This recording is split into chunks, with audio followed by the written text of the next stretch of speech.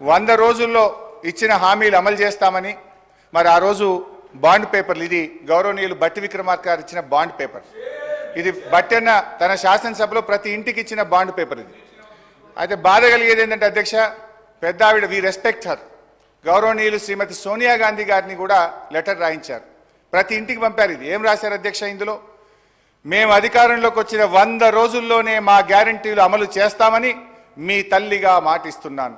పాపం అమ్మగారి చేత కూడా అబద్ధం చెప్పించారు అంటే మీరు చేసిన పని ఏంది అధ్యక్ష సోనియా గాంధీ గారి చేత లెటర్ రాయించి ఆ అమ్మగారి ప్రతిష్టకు మసకబారే విధంగా చేశారు రాహుల్ గాంధీ పరువు తీశారు బాండ్ పేపర్ ఇజ్జత్ తీసేసిండ్రు అధ్యక్ష మీరు అధ్యక్ష ఈరోజు తీరా 6 గ్యారంటీల అమలుకు చట్టబద్ధత చేస్తారని ప్రజలు పాపం ఎంతో ఆశగా ఎదురు చూశారు కానీ జరిగింది ఏమిటంటే అధ్యక్ష ఆశగా ఎదురు చూస్తున్న ఆ ప్రజల కళ్ళల్లో దుమ్ము కొట్టారు ప్రజలను పక్కదో పట్టించేందుకు మొదటి అసెంబ్లీ సమావేశాల్లో వాళ్ళు ఏదైతే 6 గ్యారంటీలకు చట్టబద్ధత కల్పిస్తారనుకున్నామో అది లేకుండా శ్వేతపత్రాల పేరిట మొదటి శాసనసభలో కపట నాటకం ఆడారు చట్టబద్ధత ఏమైందని అడుగుదామందంటే రాహుల్ గాంధీ గారు అయితే ఢిల్లీలో ఉంటారు చట్టబద్ధత హామీ ఏమైందో ఏ కాంగ్రెస్ నాయకులు కూడా దాని గురించి మాట్లాడరు ముఖ్యమంత్రి గారిని అడుగుదామంటే ఆయనను గౌరవ ముఖ్యమంత్రి గారిని మాట్లాడిచ్చే వశం కాదు అధ్యక్ష ఆయనను మాట్లాడిస్తే ఇక ప్రతిపక్షం మీద రగిలిపోతారు ఫ్రస్ట్రేషన్తో పగిలిపోతూ మాట్లాడుతుంటాడు ఆయన మాటలు ఎట్లుంటాయంటే అధ్యక్ష ఆయన మాటలు పేగులు మెడలేసుకుంటా కనుగుడ్లతో గోటీలాడతా లాగుల తొండలు జొర్రగొడతా పండబెట్టి తొక్కుతా గోసి ఊడగొడతా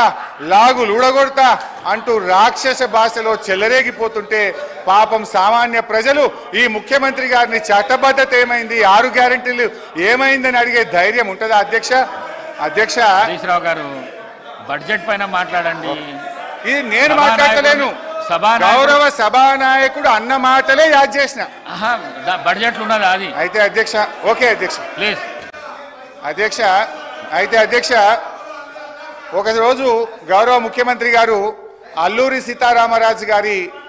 కార్యక్రమానికి వెళ్ళారు హైదరాబాద్లో నేను అనుకోకుండా టీవీ చూస్తున్నాను అల్లూరి సీతారామరాజు గారి జన్మదిన కార్యక్రమం అనుకుంటా వెంకయ్య నాయుడు గారు వేదిక మీద ఉన్నారు ఆ వేదికలో మాట్లాడుతూ వెంకయ్య నాయుడు గారు కొంతమంది ప్రముఖులు రాజకీయాల్లో భాష బాగలేదు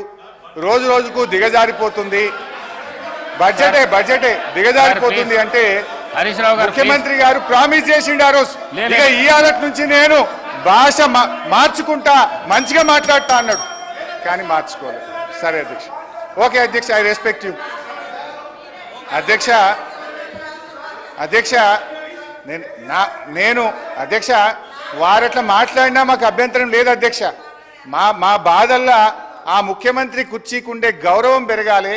ఈ రాష్ట్రం యొక్క ప్రతిష్ట మసకబారద్దనేదే మా తాపత్రయం తప్ప వేరే లేదు ఒక చిన్న ఎగ్జాంపుల్ చెప్తా అధ్యక్ష గ్రూప్ 2 ఉద్యోగాల కోసం నిరుద్యోగులందరూ కూడా రోడ్ల మీదకి వచ్చి వాళ్ళు వాయిదా వేయాలని అడిగితే గౌరవ ముఖ్యమంత్రి గారు ఏమన్నారంటే ఎవరైనా వాయిదా వేయమని అడిగేది సన్నాసులు అడుగుతున్నారు వాయిదా వేయమని అన్నారు అన్నాక 3 రోజులకే వాయిదా వేసింది మరి ఇప్పుడు ఎవరు సన్నాసులు అంటే నేను అనేది ఏంటంటే అధ్యక్ష దయచేసి అట్లా మాట్లాడకూడదు అదేవిధంగా మోతీలాల్ అనే ఒక నిరుద్యోగి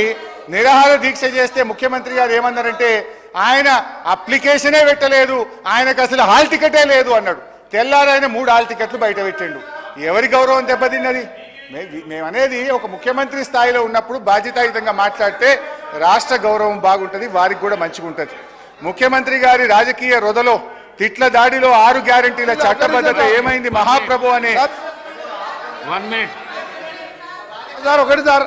ఒకటి సార్ గౌరవ సభ్యుడు హరీష్ రావు గారు దాదాపు 1.5 గంట అయింది సార్ మాట్లాడబట్టి